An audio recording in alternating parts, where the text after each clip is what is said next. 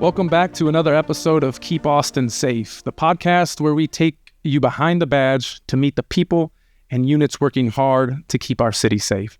I'm your host, Jose Mendez, and today we're introducing you to the Austin Police Department's Sex Offender Apprehension and Registration Unit, commonly referred to as SOAR.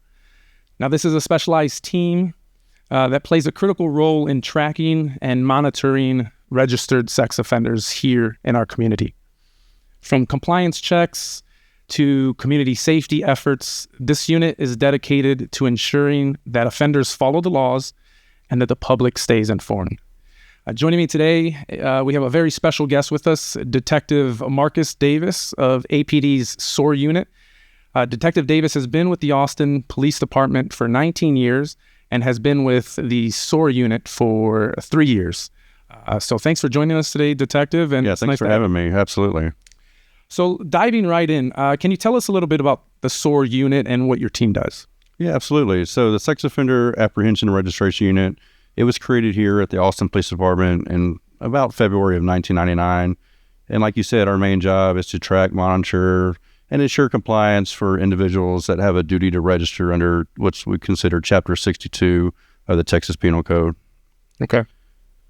So statistically speaking, what do the numbers look like here in Austin? How many registered sex offenders are there? And then how do those numbers compare to other cities here in Texas? Yeah, so currently here we have about 2,200 sex offenders that are registered in the Austin jurisdiction that APD is responsible for. And what that kind of looks like going across the board is, I'll give you an example for like Pflugerville Police Department. They only have to register approximately 13 sex offenders because they more or less have these large child safety zones that restricts individuals from moving in there depending on what their offense was and conviction.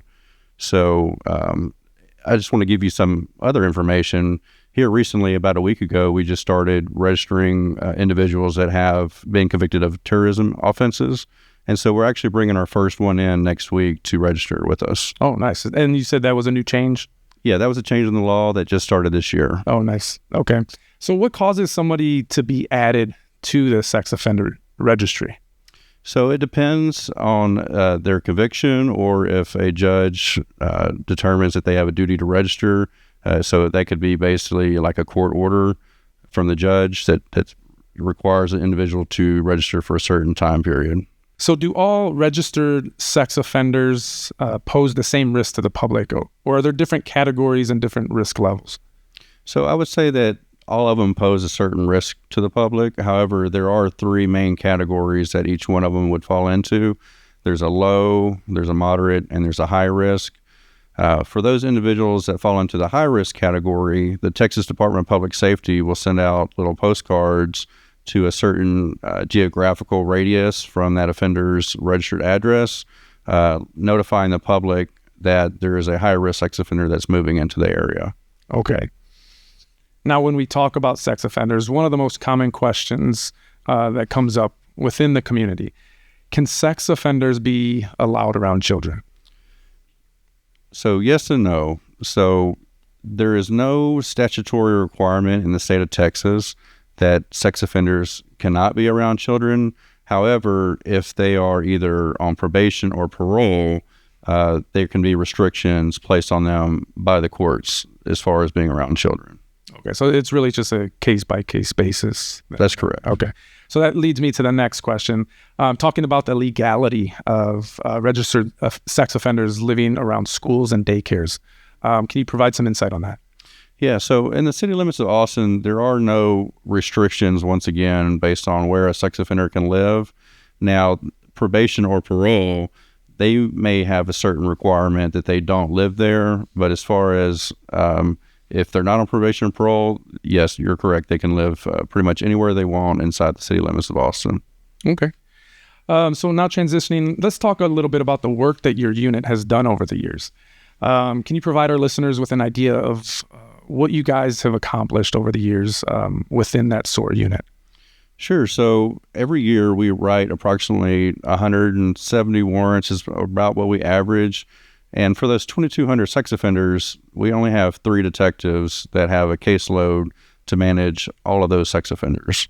So not only do we track them and issue warrants when we need to, but we go out in the field and we ensure that they're complying with state law by verifying that they're living at certain addresses, by where they're working at, and there's other criteria that we need to ensure compliance on. Okay, so that leads me to the next question. When we talk about compliance, in real simple terms, can you tell our listeners what is a compliance check? Sure. So the most simple compliance check that we do is that we go out to someone's address, we knock on the door, and we verify whether or not the sex offender lives there or not, like they say they are. Now, there's certain ways that we go about conducting them, but in simplest form, we just want to ensure that they're, being honest and being where they're supposed to be living. Okay. And so are those compliance checks often within the police department, or are they all kind of at the residence of these sex offenders? So a sex offender will usually come in and register a specific address, and then we will conduct what we consider a random compliance check. So we will go out into the field on a random basis. We'll pick whatever zip code that we want to, and we'll go out and just knock on doors and make sure they're living where they're supposed to be living. Okay. And you said there's about 3 detectives within your unit, and those are the detectives that are doing these compliance checks, right? Yes. Okay. It's the 3 detectives that are responsible for that. Okay. So real quick, let's talk about the safety aspect of that. I mean, when, officers are constantly responding to various calls, right? And some of the most dangerous calls, one of which is, a domestic assault. But when you're looking at sex offenders and you're doing these compliance checks at their own homes, can you talk about the risk level that goes with that for our officers? Yeah, absolutely. So I think that any time that you're knocking on someone's door, some of these people are very violent. They've done some very gruesome things. They've been convicted of sex crimes. And so anytime a police officer knocks on the door, there's always that sense of, am I going back to jail, or why is the police knocking on my door? Sometimes they really don't know why we're there. So it could be a call for service, or it could be just a random compliance check. But we don't know what's going through the minds of the offender when we knock on these doors. So there's always that risk that's involved with us going there. Yeah, most definitely. And then just generally speaking, and from your experience, are most within compliance or are most out of compliance, and you have to kind of go track them down? Like, is there a percentage that are in compliance that you can speak on? Yeah, I would say that out of the compliance checks that we do, there's about a 10% non-compliance rate is what we find out based on the warrants that we write and how many sex offenders we have here in Austin. Okay. Now, staying on compliance, can you kind of give us an idea what that process looks like from the time someone is non-compliant and to, let's say, the punishment stage? Can you walk us along that process and give our listeners an idea of what that looks like? Sure. So, we'll go out there and we'll conduct random compliance checks, knock on the doors. If someone is not living there, or they say they are, but they're really not, what we'll do is we'll usually get a statement from the resident as far as, swearing to us that the information they provide us is true and correct to the best of their knowledge. And then what we'll do is we'll write a police report, and then that police report will get assigned to one of the 3 detectives in our unit. Once we build enough sufficient evidence and probable cause, we'll go ahead and issue a warrant. We'll go out in the field and we'll actually apprehend these individuals sometimes, or we'll send them to patrol officers to go apprehend them. Okay. And then once they get booked into the jail, then we rely on the court systems to do their part and seek accountability for whatever it is that they're not compliant for. So how often does a sex offender have to check in with the police department? Yeah, I would say that it depends. Mostly on the conviction that they have. If they have multiple convictions, they're going to have to come in on what we consider a quarterly basis. Most sex offenders come in on an annual basis. And then if we have unhoused individuals, they have to come in on a monthly basis. On top of that, if an individual wants to move addresses, they have 7 days to provide notice to us in person that they want to move addresses. So then they have to physically come in to change addresses. Okay. And then within that 7 days, if they don't, is that considered noncompliance? Yes, that's correct. Okay. Yeah. So what happens if somebody moves to Austin from another state? Does anything change along the process? So nothing really changes. It depends on what their sexual offense conviction was in that state, and we have to determine whether they have the duty to register here in the state of Texas or not. So sometimes we can do that in-house, or sometimes we'll have to send that over to our Texas Department of Public Safety legal team to determine that. Okay. And now, considering the different types of offenses and the risk levels, high, medium, low, can anyone actually come off the registry, or is that just a permanent thing? No, people actually come off the registry all the time. So sometimes we register juveniles, and they have what's called a post-10-year. So they're only required to register for 10 years. And then there's some other offenses that only have a 10-year registration requirement. Okay. Now let's look at the community notification process that deals with sex offenders. First and foremost, how often is the public registry updated? So it's a live system, meaning that if someone comes in and changes an address right now, within a matter of seconds, it's going to be updated and populated across the internet to the Texas Department of Public Safety's website and the National Sex Offender Registry. Okay, so there's no delay in the updates. It's within seconds. Okay, yeah, gotcha. So now let's say I'm checking my mail, right, and I see a postcard notification that says a sex offender lives near me. Is there anything that I need to do on my end, or can you explain that process if I do receive a notification like that? I would just say remain vigilant, especially if you have children around. There's really no action that you need to take on your part, but if you do notice that that person is not living there, or there may be other sex offenders living there when they're not supposed to be, then that's something that we should be made aware of, and you can do that by contacting our unit. Okay, so let's say I know somebody in my neighborhood, and I want more information about that specific person. Is that information available to me? And if so, what kind of information is available to me? Yeah, the information is kind of limited, but you can go on the Texas Department of Public Safety's website, and you can type in the person's name or address, and then you can get certain criteria as far as, the demographics of that person, and then what type of offense they were convicted of. Okay, so when we look at finding out this information, we're looking at the Texas Public Sex Offender website. And that's offered to the public. So if I'm sitting down in my computer and I want to research maybe people in my neighborhood that may be registered sex offenders, if I go to that site, what kind of information can I get? And what would you recommend kind of looking for? Yeah, so the first thing that I would do is I would type in your address on the map. And what it's going to do is going to give you whoever it is that's registered around the address that you provided. And then just kind of being aware of like what street that person lives on, what type of offenses they've been convicted of, and, just kind of remembering what they look like, so that if you're walking your dog in the area or the kids are out playing, that you're just being aware of your surroundings. Now, are there any mobile apps or anything that would help me be in the know or be notified when somebody might move into my neighborhood? Or is this something that I just have to proactively do and kind of take the time to sit down at a computer and Google this information? No, the Texas Department of Public Safety, they actually have their own mobile application, and it will notify you if an offender moves into the general area that you live.